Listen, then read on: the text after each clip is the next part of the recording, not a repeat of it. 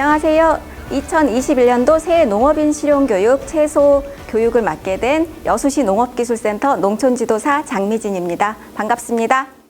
그럼 지금부터 채소 재배기술 교육을 시작하도록 하겠습니다. 가장 농사 짓는 재미가 있지만 만만치는 않은 고추 재배기술, 그리고 모든 작물에 적용되는 병해충 관리 방법과 올바른 농약 사용 방법 순서로 진행하도록 하겠습니다. 고추 재배 기술입니다. 고추 농사를 잘 짓기 위해서는 고추의 특성에 대해서 잘 알고 계셔야 되는데요. 고추는 25도씨 전후에 비교적 높은 온도에서 잘 자라는 고온성 작물입니다. 그리고 뿌리가 깊이 들어가지 않고 얕게 뻗는 청근성 작물이어서 땅이 건조해도 석회 결핍 같은 생리장애가 잘 생기고 수분이 너무 많아도 쉽게 병해를 입는 토양 수분에 민감한 작물입니다. 또한 고추는 계속해서 열매가 달리고 수확기간이 길기 때문에 생육하는 동안 비료를 많이 필요로 하는 다비성 작물이에요. 그래서 작기 중에 질소와 칼리를 웃거름으로 3-4번 정도는 챙겨주셔야 합니다. 고추 농사를 지으실 때 가장 중요한 부분은 바로 고추 품종 선택입니다. 매운 정도, 과실 크기뿐 아니라 고추 껍질이 두꺼워 고춧가루가 많이 나오는 품종인지, 여러분들을 괴롭히는 탄저병 바이러스 같은 병에 강한 품종인지 등도 고려하셔서 품종을 선택해야 합니다. 한 가지 품종만 재배하는 것보다 2-3가지를 심어서 위험 요인을 분산시키는 것이 안전하고요. 고추 정식 전 토양 관리에 대해서 말씀드리겠습니다. 먼저 가급적 어떤 작물을 재배하기 전에 꼭 농업기술센터에서 토양 검정을 받으셨으면 좋겠어요. 좋은 비료와 영양제가 넘쳐나는 요즘에는 비료가 부족해서가 아니라 비료가 과다하게 들어가서 문제가 생기는 경우가 대부분이더라고요. 토양 검정 결과에 따라 내 밭에 꼭 필요한 만큼만 비료를 사용하는 습관을 들이시면 좋을 것 같습니다. 먼저 고추 정식 날짜를 정하셨으면 미리 한 달 전에 완전히 부숙된 퇴비와 석회를 뿌려주세요. 그리고 나서 2주 후에 밑거름을 뿌려주시기 바랍니다. 이때 주의하실 점은 절대 석회와 질소비료가 들어있는 밑거름을 동시에 같이 사용하시지 마세요. 석회와 질소가 만나 암모니아 가스가 발생해서 작물이 해를 입고 비료가 유실되니까요. 꼭 석회와 밑거름 주는 간격은 2주 이상 두셔야 합니다. 다음 고추 노지 조숙 재배 시 표준 11항에 관한 표입니다. 이 표를 보시면요. 요소, 용성인비, 염화칼리, 붕사와 같은 비료를 밑거름으로는 얼마, 그리고 웃거름으로는 얼마를 쓰는지에 대해서 나와 있습니다. 비료는 작물을 심기 전에 들어가는 밑거름용과 작물이 재배 중인 상태에서 들어가는 웃거름용으로 구분할 수 있는데요. 밑거름과 웃거름 비료를 구분하는 방법 알려드릴게요. 모든 작물의 필수적인 비료 성분은 질소, 인산, 칼리입니다. 다른 말로는 NPK라고도 하죠. 사진을 보시면 1번, 2번 비료 모두 의미 있는 숫자가 적혀 있어요. 1번은 21-17-17, 2번은 18-0-16. 이것은 순서대로 질소, 인산, 칼리, 즉 NPK가 몇 %씩 들어있는지를 말합니다.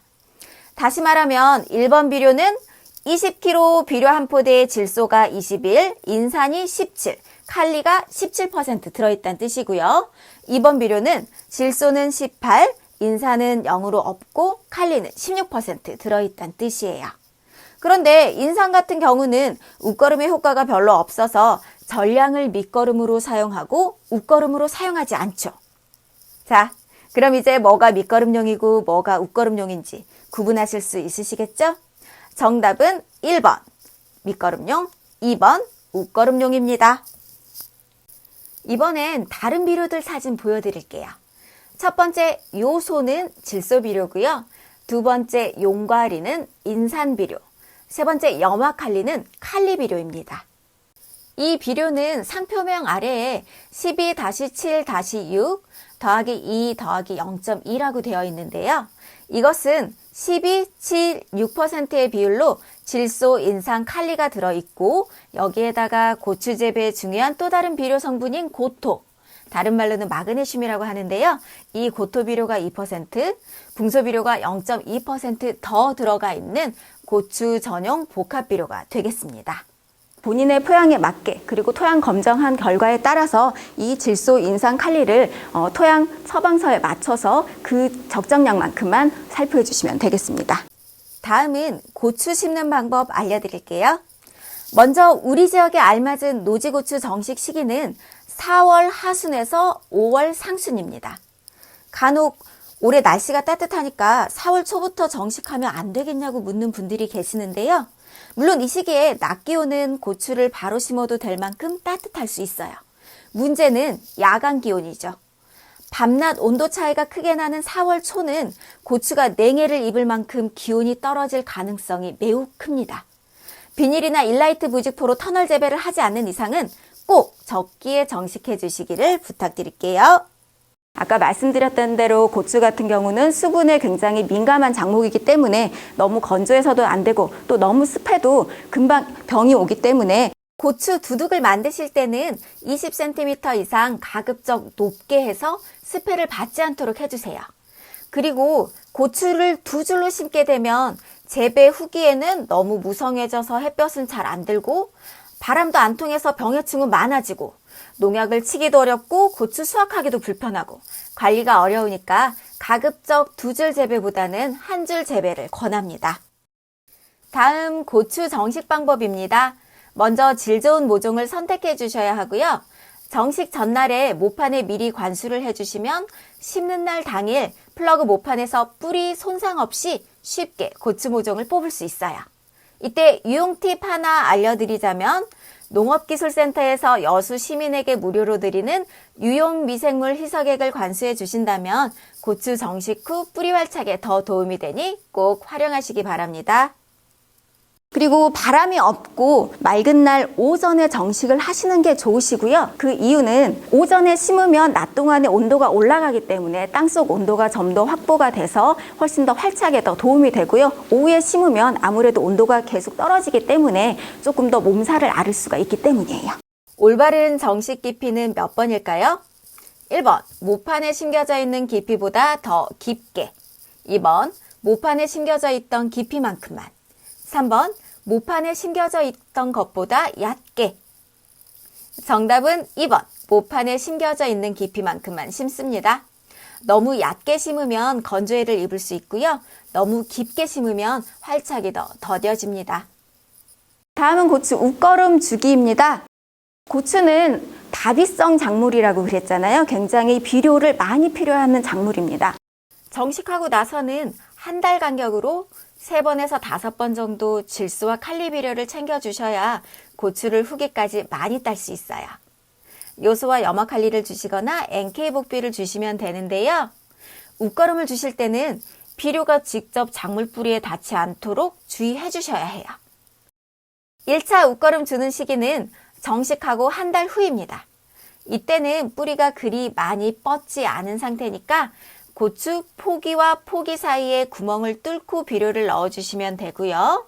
2차 웃거름부터는 뿌리가 많이 뻗어 나가 있는 상태니까 포기가 아닌 헛골에다가 웃거름을 주셔야 합니다. 다음 병해충 관리입니다. 이 병해충 부분은 꼭 고추나 채소 부분이 아니더라도 전체 모든 작물에 공통적으로 작용되는 사항이니까 집중해서 들어주시길 부탁드릴게요. 식물이 병에 걸리려면 3가지 조건이 충족되어야 합니다. 우선 기주식물이 필요하고 곰팡이, 세균, 바이러스 같은 병원균이 있어야 합니다. 또한 병이 발생되기 좋은 환경 조건, 예를 들어 햇볕이 부족하거나 기온이 높고 습하거나 바람이 잘 안 통하고 비료를 잘 흡수할 수 없는 그런 환경도 같이 조성이 되어야 병이 발생하게 됩니다. 보통 농가분들은 농약으로 병원균을 죽이는 방법만 생각하시는데요.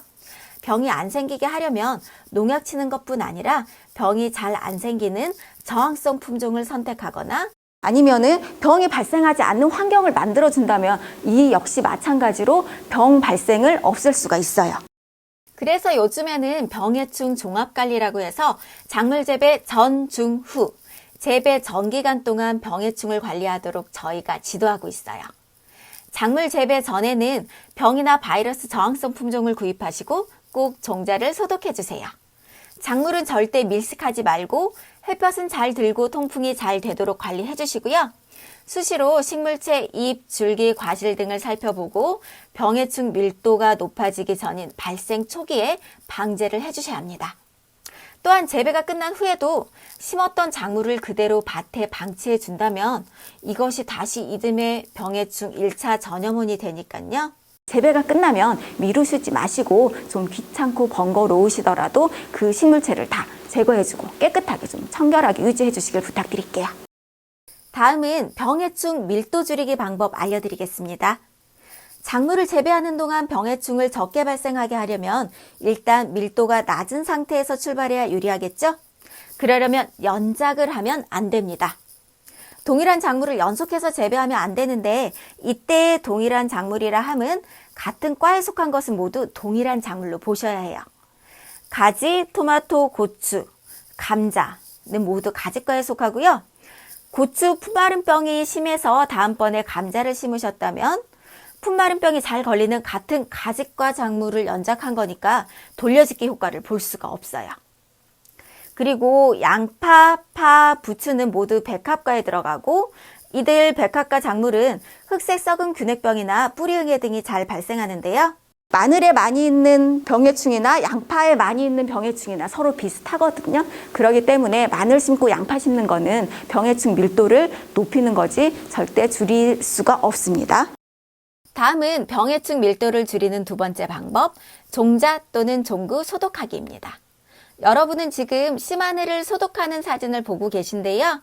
농약방에 가서 씨마늘 소독한다고 하시면 살균제인 베노밀 티람수화제를 줄 거예요. 근데 농업기술센터에서 교육받으신 여러분 정도의 수준이라면 한 단계 업그레이드해서 씨마늘 소독에 쓸 살충제를 같이 달라고 해야 해요. 그래야지 이 마늘 속에 들어있는 뿌리응애나 선충 같은 종자로 전염이 되는 병해충도 같이 예방하실 수가 있으십니다. 병해충 밀도를 줄이는 또 다른 방법은 토양 소독법이 있습니다. 바사미드 같은 약재를 사용하는 방법이 있고요. 사진으로 보시는 것처럼 7, 8월 한여름 고온기에 적당히 수분이 있는 밭을 비닐로 밀봉해서 땅속의 병해충을 쪄서 죽이는 태양열 소독 방법이 있어요. 실제로 토양소독이 병해충 발생을 줄여주는 효과는 확실해서 여수의 남도마늘 주산지인 돌산 작금 신기지역, 조색양파 주산지역인 화양 장수이목에서 많이 활용하고 있는 방법입니다. 그럼 채소에서 많이 발생하는 병에 대해서 알아보도록 할게요. 일단 병에는 크게 세균병, 곰팡이병, 그리고 바이러스 병이 있습니다. 먼저 대표적 세균병인 풋마른병 알아볼게요. 풋마른병은 주로 가지과 채소에서 많이 발생하고요. 보시는 것처럼 잎이 푸른 상태로 시들어 죽는 병이에요. 병든 식물체의 줄기 속을 잘라보면 이렇게 갈색으로 변해 있고요.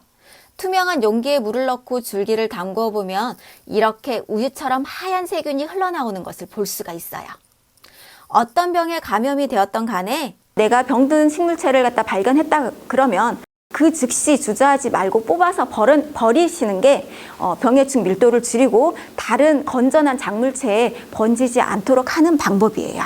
또 다른 세균병으로 고추에서 자주 발생하는 반점 세균병이 있어요. 세균은 주로 식물체에 생긴 상처를 통해 감염이 되는데요. 강한 비바람, 태풍 피해가 있을 경우 감염되기 쉽겠죠? 바람이 많은 곳, 태풍 전후에 이 반점 세균병 방제에 신경 써 주시고요. 병든 잎과 가지는 신속히 제거해 주셔야 합니다. 이번에는 채소에서 주로 발생하는 곰팡이병에 대해 알아볼게요. 먼저 고추에서 제일 유명한 탄저병입니다. 주로 과실에서 발생하는데 이렇게 겹겹이 둥근 무늬의 병반이 있어요. 이 탄저병은 1차 전염원이 바로 이 병든 고추 열매입니다. 탄저병 약을 치시기 전에 병든 고추 열매를 먼저 따서 없애주시고 약을 쳐야 합니다. 1차 전염원인 병든 과실을 그대로 두고 약을 치시는 거는 그 효과가 절반도 안 돼요. 농약값 배로 들고 약 치는 노력만 낭비하는 거니까 꼭 병든 과실을 따낸 후에 약제 방제를 해주세요. 고추 농사 고수분들은 공통적으로 말씀하세요. 탄저병은 본인이 관리를 잘못해서 걸리는 병이다 실제로 여러분들이 신경만 조금만 쓰신다면 병이 왔더라도 잡으실 수가 있으십니다. 그럼 또 다른 곰팡이병인 흰 비단병 살펴볼게요. 사진처럼 줄기 밑둥, 지제부를 보시면 하얀 비단 같은 곰팡이가 피고요. 심해지면 동글동글 깨알 같은 균핵 덩어리를 볼 수 있어요. 흰 비단병에 걸리면 병든 식물체를 없애주시되 이 균핵 덩어리가 들어있는 주변의 흙까지 같이 없애주시는 게 좋습니다. 이번에는 마늘, 양파 같은 백합과 채소에서 많이 발생하는 곰팡이병인 흑색 썩음 균핵병입니다. 처음에는 이렇게 하얀 곰팡이가 펴고 나중에는 까만색의 동글동글한 균핵 덩어리가 보여요. 연작을 할수록 더 많이 발생하고요. 병든 포기는 일찍 없애줘야 하고요. 심기 전에 토양 소독을 하거나 종구 소독을 하는 것이 도움이 됩니다. 다음은 양파에서 많이 발생하는 녹균병입니다. 녹균병에 걸리면 잎에 회색의 버짐 같은 곰팡이가 피면서 구부러지고 뒤틀리면서 양파가 크지 않아 수량이 떨어지게 되는데요. 병든 포기는 즉시 제거해 주시고 특히 월동의 날씨가 풀릴 때 비 오기 전후로 꾸준하게 방제하며 관리해줘야 하는 병입니다. 바이러스병은 사진처럼 잎이 쭈글거리며 위축되거나 잎과 열매가 얼룩덜룩해지고 잎이 노랗게 변하고 식물체가 크지 않은 등의 증상을 나타냅니다. 문제는 이 식물 바이러스를 죽일 수 있는 치료제가 없다는 게 문제인데요. 뒤에 나오는 해충 부분에서 다시 한번 설명해 드릴게요. 다음은 병이 아닌데 병처럼 보여서 필요 없는 농약을 치게 만드는 생리장애 증상에 대해서 알아보도록 하겠습니다. 먼저 고추 석회결핍증입니다. 많은 분들이 탄저병과 헷갈려 하세요. 구분하는 방법은 탄저병은 겹겹의 둥근 무늬가 고추 열매 위, 중간, 아래 아무 데서나 다 발생하지만 석회결핍증은 과실 끝부분에서만 나옵니다. 석회는 다른 말로 칼슘이라고도 하는데요. 석회는 식물체 내에서 이동이 굉장히 느린 성분이에요. 그래서 부족하게 되면 뿌리에서 가장 멀리 떨어진 열매 끝부분에서 결핍증이 나와요. 그리고 땅속에 석회가 부족해서 결핍증이 나오기도 하지만 땅속에 수분이 부족해서 생기는 경우가 더 많습니다. 날이 뜨겁고 가물 때 많이 나오죠. 이럴 땐 관수를 해주시는 게 도움이 됩니다. 이건 생리적 낙화 및 낙가입니다. 꽃봉오리나 어린 과실 꼭지가 이렇게 노랗게 변하면서 떨어지는 걸 말하는데요. 원인은 작물체가 스스로 키울 수 있는 열매 개수보다 과다하게 더 많은 열매가 달린 경우 제 능력 밖의 열매는 떨어뜨려 버립니다. 온도나 수분, 햇볕 같은 환경 조건이 맞지 않으면 많이 발생하고요. 특히 밭에 땅심이 좋지 않다면 더 심하게 발생하게 되겠습니다. 이건 병이 아니니까 농약을 치실 필요는 없고요. 대신 내가 너무 밀식을 해서 채광이나 통풍이 안 되는 건 아닌지, 비료를 부족하게 줬거나 수분 관리를 제대로 못하고 있는 건 아닌지 살펴보셔야 합니다. 다음은 열과입니다. 특히 뜨거운 한여름에 많이 보셨을 거예요. 이건 온도나 수분이 갑자기 급격하게 변했을 때 열매가 견디지 못하고 터져버리는 증상이에요. 계속 가물다가 갑자기 소나기가 내렸을 때 자주 볼 수 있고요. 땅심이 안 좋은 밭일수록 더 많이 나타납니다. 그래서 토양 검정을 받으신다든지 항상 토양 관리에 좀 신경을 써주셔야 할 것 같아요. 이건 작년에 엄청나게 나왔던 벌마늘이에요. 다른 말로 2차 생장이라고도 하는데요. 사진처럼 마늘 잎 사이로 새잎이 나와서 옆줄기가 터져버리는 증상이에요. 지난해처럼 겨울이 이상하리만큼 따뜻한 해에 많이 나오는데요. 그 정도가 좀 높은 밭이 있고 낮은 밭이 있어요. 밭에 퇴비와 비료를 너무 많이 넣은 경우 따뜻한 겨울 날씨와 겹치면 벌마늘 발생이 심해지니까요. 지나친 퇴비 사용, 늦은 웃거름 등은 주의하셔야 합니다. 이거는 추대, 이거는 양파 분구 사진이에요. 이것도 겨울철이 따뜻했던 작년 겨울에 굉장히 많이 나왔던 생리장애 증상이에요. 양파 생육 중간에 이렇게 꽃대가 올라와 버려가지고 가운데 심이 박혀서 상품성이 떨어져서 제값을 못 받게 되는 그런 증상이고요. 요거 같은 경우는 파종을 너무 빨리 하셨거나 아니면 품종에 따라서 이런 것들이 많이 나오고 적게 나오고 해요. 그리고 따뜻한 겨울일 때 특히 많이 나오고요. 그럼 이제 해충에 대해 알아볼게요. 먼저 농가에서 흔히 뜨물이라고 하시는 진딧물입니다. 잎 뒷면 새순 부분에서 쉽게 관찰하실 수 있고요. 이건 알에서 어른벌레가 되는 시간, 즉 세대가 짧은 데다 수십 종의 바이러스를 매개하는 해충이어서 문제가 됩니다. 만약 한두 마리라도 진딧물을 발견하셨다면 그때부터는 꾸준히 관리에 들어가셔야 합니다. 진딧물이 매개하는 여러 가지 바이러스 사진들이고요. 다음은 또 다른 바이러스 매개해충인 총체벌레에 대해 알아볼게요. 사진은 고추 꽃인데요. 꽃 위에 기어다니는 길쭉한 이 벌레가 바로 총체벌레입니다. 총체벌레가 작아서 잘 안 보이신다는 분들, 스마트폰으로 고추 꽃을 찍어서 확대해 보시면요. 내 밭에 총체벌레가 있는지 쉽게 확인할 수 있습니다. 고추 꽃이나 새순 부분에서 자주 보이니까 이 부분을 수시로 살펴보시고 초기에 방제해 주시고요. 해충의 서식처가 되는 주변 잡초들도 깨끗하게 관리하는 등에 신경을 써주셔야겠습니다. 총체벌레가 굉장히 방제하기 어려운 이유 중에 하나는요. 일단 알에서 어른벌레가 되는 세대가 굉장히 짧고요. 그리고 이 지상부에서만 땅 위에서만 사는 게 아니라 땅 속에도 번데기 형태로 이렇게 나기 때문에 여기 위에다가 약을 쳐도 땅 속에 번데기는 살아있다가 나중에 올라오고 이런 악순환이 반복되다 보니까 방제하기가 굉장히 어려워요. 그래서 총체벌레가 나왔다 하면 한 번만 하고 끝이 아니라 주기적으로 꾸준하게 관리를 해주셔야 하는 겁니다. 이렇게 알도 이파리 속에다가 박아버리기 때문에 굉장히 관리하기가 어려운 해충이에요. 다음 총체벌레가 매개하는 바이러스인 TSWV, 토마토 반점 위조 바이러스에 대해 알아볼게요. 농가에서는 칼라병, 월남병, 군복병 등의 다양한 이름으로 부르고 계시는데요. 이 칼라병에 걸리면 사진처럼 잎에 노란 둥근 견무늬가 나타나거나 과실이 얼룩덜룩해지거나 이렇게 신초가 타들어가거나 하는 다양한 증상이 나타나고요. 고추뿐 아니라 상추 같은 데서도 발생합니다. 혹시 칼라병이 의심이 된다면 농업기술센터에 이렇게 생긴 간이 진단키트가 있으니까요. 필요하신 분은 진단 받아보시길 바랍니다. 다음은 토마토 반점 위조 바이러스 방제 방법입니다. 아까도 말씀드린 대로 농약처럼 바이러스를 죽일 수 있는 약은 없습니다. 시중에 나와 있는 바이러스 약은 치료제가 아니라 작물의 면역력을 높여 바이러스가 더디게 진행되도록 도와주는 영양제 종류라고 생각하시면 되고요. 따라서 바이러스에 감염이 되었다면 다른 포기를 감염시키기 전에 제거를 해주시고 매개해충 방제를 철저하게 해주시는 게 대책입니다. 정식 후 5월 중순부터 주기적으로 총체벌레를 방제해 주시고요. 주변 잡초들도 깨끗하게 제거해 주셔야겠어요. 다음은 마늘이나 양파 같은 파속작물에서 자주 보이는 뿌리응애와 선충입니다. 마늘이 자라지 않고 노랗게 죽어가서 뽑아보면 뿌리가 바로 떨어져 버리고 인경 부분이 이렇게 썩어 있는 걸 보신 적이 있을 거예요. 연작을 하거나 부숙이 되지 않은 질이 나쁜 퇴비를 사용했을 때 많이 나오는 해충입니다. 크기가 너무 작아서 육안으로 확인이 안 될 때도 많아요. 이 동그라미 속의 뿌리응애도 현미경으로 본 사진이고요. 이건 율촌 농가 현장에서 찍은 사진인데요.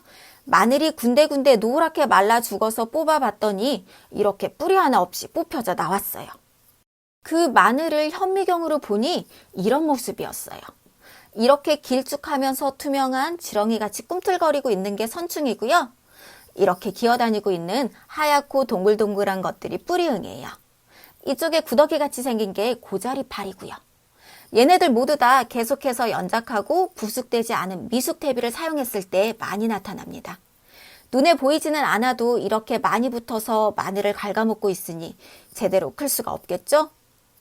마지막으로 농약 사용 방법 알려드리면서 강의 마무리하도록 할게요. 여러분들이 농업기술센터에서 가장 많이 물어보시는 게 내 작물에가 이러이러한 병이 걸렸는데 어떤 농약을 쳐야 하나요? 여쭤보세요. 사실 농약 검색하는 방법 그리 어렵지 않거든요. 화면 보시면서 찬찬히 설명드릴게요. 먼저 네이버나 다음 같은 검색 포털에서 농사로를 검색하세요. 농사로는 농촌진흥청에서 운영하는 농업기술 포털이에요. 농사로 검색해서 들어가신 후 아래쪽에 있는 농약 정보를 선택하시고 작물과 병해충을 입력한 후 검색 누르면 끝이에요. 이렇게 네이버 검색창에 농사로 치시고요. 농사로 농업기술 포털 들어가시면요. 화면을 쭉쭉쭉쭉 올려서 아래쪽에 보시면 농약 정보 들어가시면 돼요. 자, 여기에 작물, 고추 입력해 볼게요. 그리고 병해충은 탄저병. 이렇게 입력하시고 완료 검색 누르시면요. 아래쪽에 등록된 농약이 66건 보이시죠? 이 화면을 터치하면은요. 이 농약에 대해서 모든 정보가 다 나와 있습니다. 탄저병에 쓰는 약이고요. 상표, 농약 이름은 이런 균디스 이런 이름이고 어떻게 희석을 하고 세세하게 나와 있습니다. 여러분들이 꼭 잘 활용하셨으면 좋겠습니다. 다음 농약 사용하실 때 또 다른 중요한 사항, 작용기작 확인입니다. 요즘에 나오는 농약은 작용기작을 의무적으로 표시하게 되어 있어요. 그리고 같은 농약을 연속해서 사용하게 되면 내성이 생겨 약이 잘 안 들으니까 종류가 다른 2가지 이상의 농약을 교로 살포하시는 것이 좋다고 많은 분들이 알고 계시는데요. 그런데 실제 현장을 나가보니까 농가분들이 제대로 알고 있는 게 아니시더라고요. 한 양파 농가는 양파 녹균병 때문에 왼쪽에 보이는 다이젠 땡땡과 땡땡 망코지라는 농약을 사용하고 계셨어요. 그런데 농약 봉지 왼쪽 상단에 표시되어 있는 작용 기작을 보면 다이젠 땡땡도 살균제 카이고 땡땡 망코지도 살균제 카예요. 작용 기작이 같으니까 연속해서 쓰면 방제 효과가 떨어지는 거죠. 고추 농가도 마찬가지였어요. 고추에 탄저병이 와서 그날 농약방에 가서 오티땡이라는 약과 카브리오 땡땡이라는 약을 사오셨어요. 실제로 이렇게 병 모양도 완전히 다르죠? 근데 이것도 작용기작을 보니까 둘 다 살균제 다삼이에요.